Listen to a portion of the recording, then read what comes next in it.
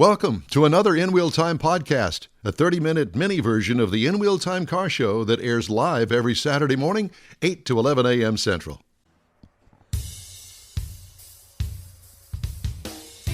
Howdy, everybody. This is the award-winning car talk show, In Wheel Time, your weekly go-to all things automotive place. Today, coming to you from the Tailpipes Tacos Cruisein at the Lupe Tortillas in Katy, right off of the Grand Parkway and Kingsland. Right off the Grand Parkway and I-10. Oh, okay. South of I-10 on the Grand Parkway. Just Every time we're here, we have to go through this. Where are we? Yeah. We are at the Lupes in Katy. Mm-hmm. Now, I got into a whole lot of trouble because Yes, you did. an Uber driver didn't know the difference between the Katy Freeway and Katy, Texas. Oh, that's the Katy right. Freeway He dropped him goes off from at the original. downtown all the way out past Brookshire. That's the Katy Freeway. If you're in Katy, Texas, this is Katy, Texas. There's a difference. The freeway, the city. And you'd think the Uber driver would have gone to the furthest away place as opposed to the one in that's town. an Uber driver. That's a taxi driver. Mr. Mars, would you please introduce our next guest? I've been waiting for this. Conrad keeps talking about a rat rod sitting out there in the parking lot. I apologize. It's not a rat rod. I'm going to tell you, I looked at that, and I'm interested to see what Mr. Tom Hoerner calls his Would you pull your 1930 microphone Model A down to truck. your mouth because we can't hear you? You can't Thank hear me? Now Is we that can. better? Yeah. Yep. So anyway, Mr. Tom Hoerner, Yes, he sir. owns the 1930 Model A truck sitting out there that is nothing close to a rat rod. That is gorgeous. Tell us about it. Thank you. It's a 1930 Ford Model A truck. I don't know what else there is to say about it. So did you do all the work? My father and I did, yes. How awesome is that? Yeah, it's pretty cool. Yeah. Yeah. How long ago did you do the work? It's taken us about 7 years. Did you do the chop on it? Yep. Y'all did everything. 5.5-inch chop, 3-inch channel. I was going to say, it looks like Floor. it's channel too. Yep. Yep. God. And what kind of motors it got in It's it? a 350 Chevy. 350 carbureted? Yes. Yeah. It's got three twos on it. I saw it when it drove in. Yep. Rochester twos or Hollies? They are. Oh my gosh. Don't worry about Neither it. one. Them? Neither one. Strombergs. Oh, okay. Strombergs. Oh, how classic is that? So, what's the chassis? What's the framing? We bought the frame from a company in Colorado. Came as is. Okay. It's got a 10-inch step in the rear and a 4-inch sweep in the front. The best way to go. Spend the extra money Yep. and get a chassis Get it that done. you want. Don't try to mess up an old school chassis that has no clue what a V8 engine is. It didn't have the strength. It doesn't have the. Wasn't designed for that kind of power, probably. or especially Exactly. if you're going to play around with the car. Yep. Yeah, very classic looking hot rod. Yeah. And it's kind of a dark gray, but from this distance doesn't look like it's metallic. No, kind of looks like a it's not battleship metallic. gray. Yeah, it's actually Jeep color. Oh well, we're fans of Jeep. Yeah. Yep. And the roof is open. I Yes. mean, you've got the wooden whatever you Insert. call Yep. it. Yeah. But there's no material there, so it's kind of Not like yet. Don's favorite sunroof with a little bit of. Don't even go there. My guess is it doesn't have air conditioning either. No. The windshield flips open though. That's good. That creates Flow the air through there. conditioning, right? So take us through the steps that you went through when you decided that this is the way that you're going to go. Gosh, I mean, I wouldn't even. You know where started. to Did you begin. start with the frame or did you start with the body? I bought. It was a complete truck, all rusted out on the bottom. We had to replace 6 inches around the entire bottom of the truck, of Okay. the cab. Where'd you? I mean, was it a Texas truck? I bought it in Arizona. Okay. Phoenix. So it started off with pretty good DNA. Yeah. Yeah. Yeah. It's like I said, we had to replace the whole 6 inches around the whole bottom of the cab, new firewall. Yeah, the whole brand new floor. And what drew you to that truck? I've always liked the 30s, 30, 31, 32. I decided to do a truck just because not a lot of people do a truck. Right. Mostly And it kids. really attracts your attention because it is a truck. Right. As it pulls in, it's like, and it's not just lowered, but it's also got the classic wheel and tire package on it for what I would say more of a retro 50s hot hot rod rod, look. as Exactly. opposed to the new all 22-inch stuff they do today. Yeah, the wheel covers are actually spun aluminum moon discs. Oh wow! that we cut out the center and then put the 33 or 34 V8 Ford caps. Oh, how nice. cool. Nice touch. Now, in the bed, I mean, there's a lot of nice metal work done in there. Yeah. Everything's rounded. Everything's smooth. It's filled. Did you do all that? Yep. So where did you get your skill to do that kind of metal and woodwork? Learned everything from my dad. Oh, how cool Yeah. is that? Is your dad here? Yeah, he's here somewhere. He's the guy with the beard? Yeah. Okay. Now, is he related to Billy Gibbons? No. Okay. We've met Billy though. Well, I would think you would, because that's kind of a cool car, and I would say if he saw it, he'd probably draw an eye to it and come on over and take a look at it. A buddy of mine back in California has a shop out there, and he knows Billy. So we were in the shop one day, and Billy happened to be there, so we got to meet him. Nice. Yeah. So Dad obviously gave you your inspiration early on as a kid. Oh yeah. As a car nut. Yeah. Yeah. I was crawling around the garage floor when I was still in diapers. Picking up. Well, see, back then you wouldn't have been picking up the 10 millimeter. You'd been picking up the half-inch and the 9/16. Exactly. Yes. Absolutely. Yeah. We didn't deal with 10 millimeters much. Are you out here in the Katy area? Yeah. I just lived down the street. Nice. Yeah. First time out to this? Yes. Okay. Well, welcome. Thank you. It's been 2 years now. Yeah. Well, almost. Yeah. Almost 2 years it's been going on. It's a great show because it's just kind of drive in and drive out as you please. And we noticed you kind of wandered out and wandered back in. Yeah, I had to run home and get my mask. Oh, welcome to 2020. Yeah, you want some coffee? Yeah, you got to have a mask to go in. And just to let you know, most restaurants these days have masks. Yeah. Okay, just throwing that out there. Yeah. It was an excuse to drive again, so. Absolutely. No, to come back in. Yeah. Have everybody Make look another at you. entrance. That's Right. So is that what people would call a crate motor, or was that a motor that you guys built yourself? It's a crate motor. Is it ZZ4? No, it's just a small block Chevy, just older, like 80s style. Okay. Yeah. And really, if you think about it, it's the way to go, because you couldn't gather up all those parts yourself going to Hilo or O'Reilly's and stuff and put it together cheaper than that. Yeah, crate motor is the way to go. Yeah. Definitely. Well, it's cheap horsepower with the small block but Chevy. it's cheap horsepower, but it also comes with a bit of a warranty. Yeah. Because when you buy those over the counter from General Motors or from Scoggins and Dickey or whoever you buy it from, those GM crate motors, they actually come with a 36-month warranty, no mileage associated with it, which is actually, to me, a better warranty than if you have the dealership install it. Yeah. You know, because then it's got mileage attached to the warranty. So is that Dad? Dad's wandering around? Yep, that's him. Dad. Hi, Dad. Dad. Hey, Dad, come here. It's going. Are you talking He's to shy. me? You talking to me? One thing we did do with the motor, though, we put a different cam in it. We put a thumper cam in it and roller rockers and That stuff. just makes it sound better. Yeah, exactly. And where did your dad's metal skills come from? Because to me, I'm jealous about people who can do all the welding and stuff. He just retired. He was working at a shop for about 28 years doing restoration, Duesenbergs and Bugattis and all. Oh, wow. Yeah, all that kind of stuff. So. High level stuff. Yeah. Where was that shop at? In Orange County, California. Oh well, that's the place those things happen. Yeah, he's done several cars for Jay Leno. Oh, cool. Yeah, worked on some of his Pebble Beach type. Oh, that's where I was going to go next. Was you've touched some cars that have been to Pebble Beach? Quite a few, yeah. My daughter runs a winery in Murphy's, California, and it's usually the last concourse of the season in September, and the same people who manage the Pebble Beach do the Ironstone concourse.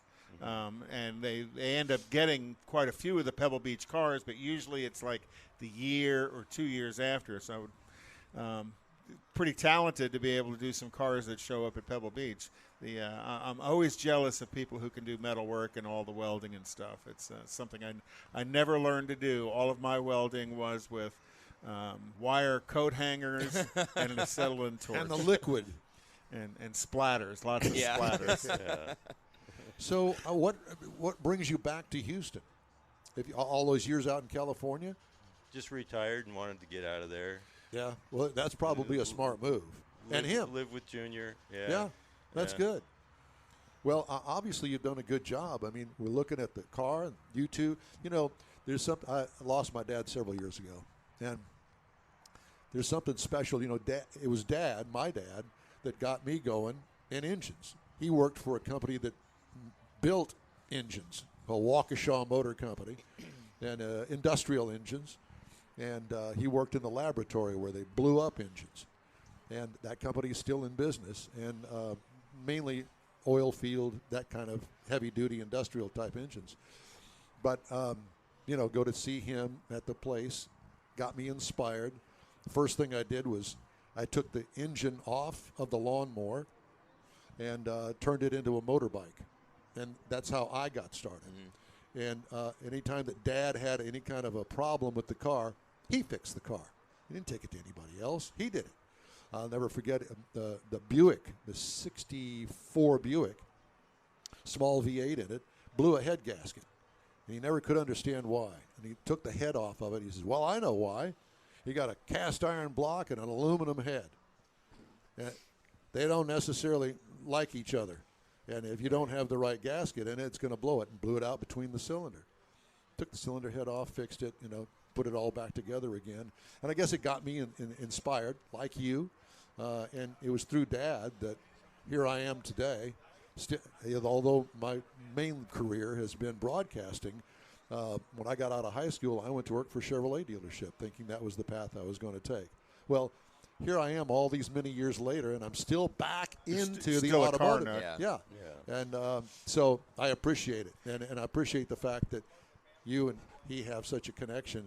It's great to be able to work with your son. Yep, it is. Yeah. It is. So how long did it take you to do the car? About 7 years, And off and on. kind of that's its final iteration, or has it kind of changed a little bit through the years? It hasn't changed a whole lot. I mean, we kind of had a good vision in mind when we started. Actually, we were just going to try to throw it together and do a rat rod, and then things slowly kind of, let's just make this nicer and that nicer. Well, we made that nice. Now we got to make this nice. Let's go out and buy that $200 a gallon paint and put that in there instead of the 1995 gallon. Yeah. Right. Yeah.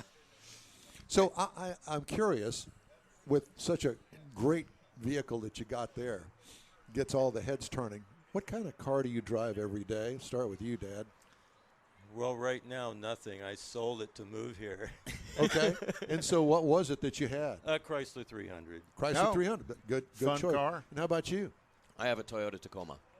Okay. I'm always curious about, what is your daily driver? If you own a car like that, it's worth a lot of money, and clearly it's not just about what it's worth. It's more about the memories and the time together. Well, it's the emotion. There's no value to the emotion, especially with a car that you built with your dad.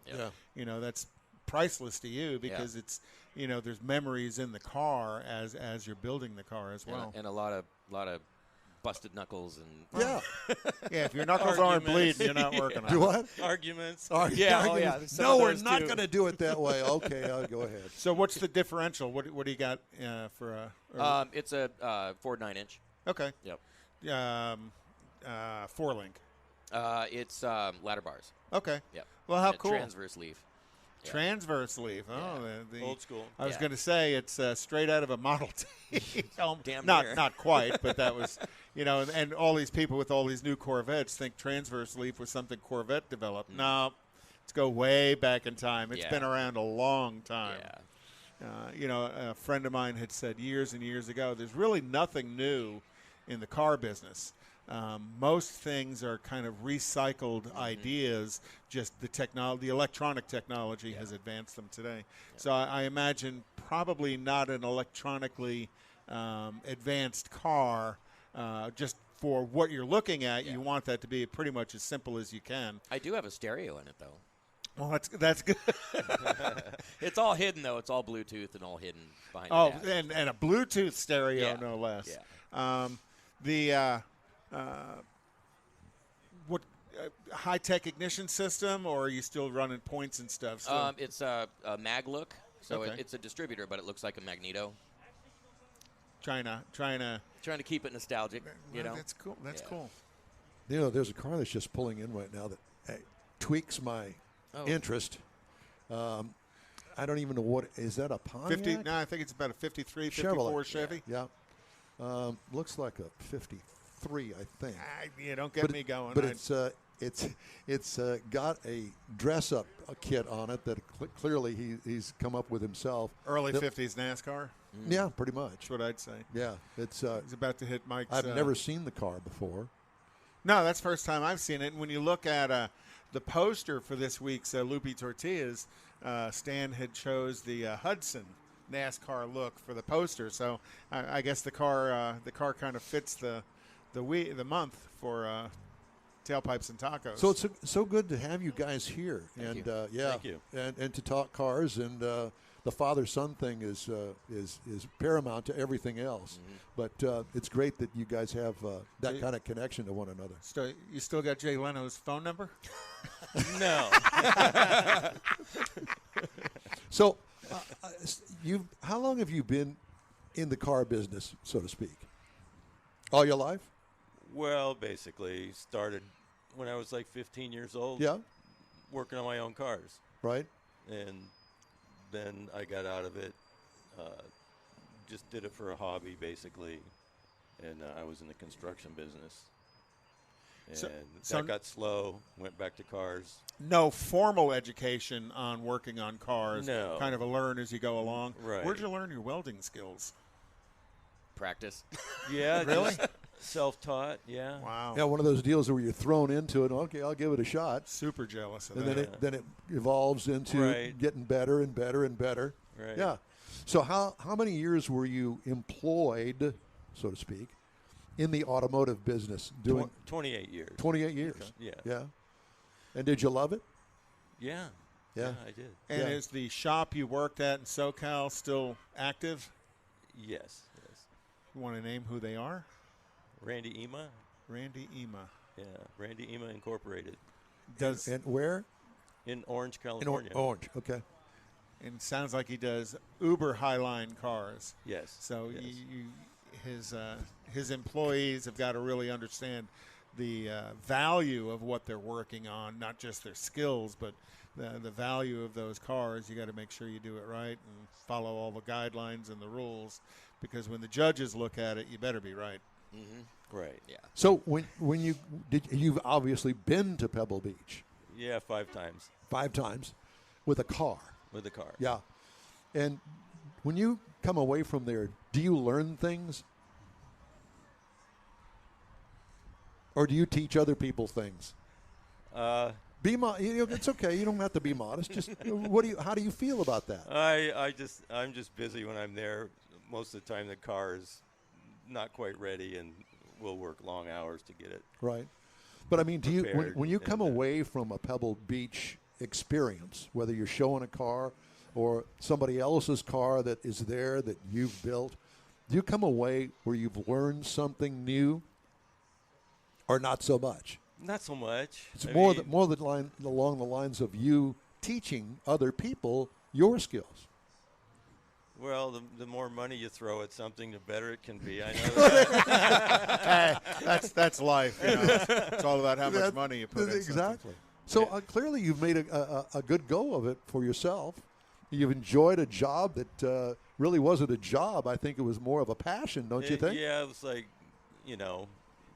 go to work every day and play, basically. Yeah. So is there one car that you built, whether it was for Pebble or not, that really sticks out in your mind that you're kind of the proudest of? The Mercedes, I maybe? would say the 770K Mercedes Whoa. that we restored for William Lyons. Oh, how cool! It How was long did the that take? 5 years.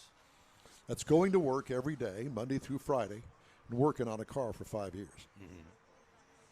I don't think that most people understand the commitment to do something like that, where one day you get a little bit done, the next day you get nothing done. Yeah, or go 2 steps backwards. Yeah. Yeah. Well, I did this, but it's not going to turn out right, so we're going to start it all over again. And, yeah, one of those kind of And deals. then you wait for months to find just that right little part, because there's only 2 of them in existence. Or you have to make it. And, Or you have to and the guy who owns them doesn't want to sell them, so you end up going over to the lathe and a plasma cutter and making your own. That's right. Made a lot of parts. How Well, I'm impressed. Thank you. I love you guys. Thanks. And you're out here in Katy. So I would imagine now that we've got you all pumped up, you'll be back for at least one more Oh, yeah. in wheel time and Oh, for sure. Tailpipes and Tacos. and your car just because it's sitting out in front of us, we can see how many people wander over to it and wander around it looking at it. So it really draws a lot of attention. It drew our attention driving in, not only for the sound of it, but for the look of it. I mistakenly thought it was more of a rat rod, not realizing, no. That's Only because of the ear. That's a pretty customized toy right there. And so how many – do you put some miles on it or not very many? Not many yet. I mean, it's pretty much just hit the road. Oh, okay. Yeah. Okay. We still got some things to finish up on it. We got to get the interior done, put the top on it, and paint and touch up. And so when you things. put the top on, be a piece of canvas? Yeah, it'll be canvas. It'll be a snap-on. Okay. A snap-on. Yeah. Nice. Yeah. Not a Craftsman, a snap-on. Yeah. Sorry, I couldn't avoid that. There will never be That was another quick, man. Craftsman. That was quick. He is. He carries me along. Yeah. Yeah, that's it. Well, gentlemen, thanks so much for thank stopping you. by. Appreciate you sharing the car with everybody out here as well. absolutely. When you come back next week, next month, we're going to make sure that you will promote your new car that you currently have. You're working on in the garage. Cool. You have another one in the garage? Yeah. What's the next? How did I know that? Because We got two in the garage, It's never actually. ending. So what are your next toys I'm you're building working a on? little chop top 30 coupe. For you? Yeah, with Okay. a flathead in it. Oh, Yeah, okay. now there you go. Yeah. Yeah, I can relate to that. all the flathead toys that go with it. It's not going to be that nice though. It's That's okay. Is it going to be a driver? yeah, oh yeah. Yeah. And I have never been a huge flathead Ford kind of guy, but something's changed within me. I don't know why. I guess it's an appreciation of the beginning of the V8. Right. And I got to drive one time, and I was impressed. The torque, the horsepower for that year model. I'm going, wow. Old Henry had it together back then. Yeah. Yeah. My first car in high school was a 50 Mercury. A 50 Merc. Oh yeah. Don't you wish you still had that? I do. Yeah, I can appreciate it. Gents? So well, you mentioned 50 Mercury. We've had Gene Winfield on the show a couple of times. Oh yeah. And chatted with him, and because I know that's kind of his world is that generation Those of Mercury. customs. Yeah. So all those Southern California guys kind of they know the kind of fun cars to have to make to customize as well. Pretty cool. All right. Well, gentlemen, thanks again. Yep. Thank you. Thank you. Next month, same time, same Okay. back channel. We'll be All here. right. Thanks for Thanks a sharing lot. your car with us. We Thank you. appreciate it. All right. We need to take a quick break. It's the top of the hour, and we have the maestro himself, Mr. Stan Holt, standing by. And he is going to be speaking with us about his new Corvette experience. Coming up right after this. Tailpipes and Tacos is Houston's premier cruise-in, and you're invited to join in. Whether you're a cruiser or spectator, Tailpipes and Tacos is the place to enjoy made-to-order breakfast tacos, fresh coffee, and mingle with Houston's fun car people. Mark your calendar for Saturday, February 20th for Tailpipes and Tacos at the Lupe Tortilla Mexican Restaurant in Katy, 8 a.m. to 11 a.m. Tailpipes and Tacos is free, and everyone's invited. You will see collector cars, hot rods, customs, magnificent originals, and resto mods all at one location. Cars from all over Southeast Texas cruise in and show off in a friends and What a family great- event at the Lupe Tortilla Mexican Restaurant on the Grand Parkway at Kingsland Boulevard, just south of I-10 in Katy. Drag racer, car enthusiast, and Lupe founder Stan Holt brings you Houston's hottest cruise in, Tailpipes and Tacos, Saturday, February 20th, 8 a.m. to 11 a.m. at Lupe's in Katy. The In Wheel Time Car Show will be there too. Get your ride ready, and we'll see you at the Tailpipes and Tacos Saturday morning cruise-in, February 20th, 8 to 11 a.m. at Lupe's in Katy, weather permitting. Is your business or company looking to stand out in a crowded advertising market?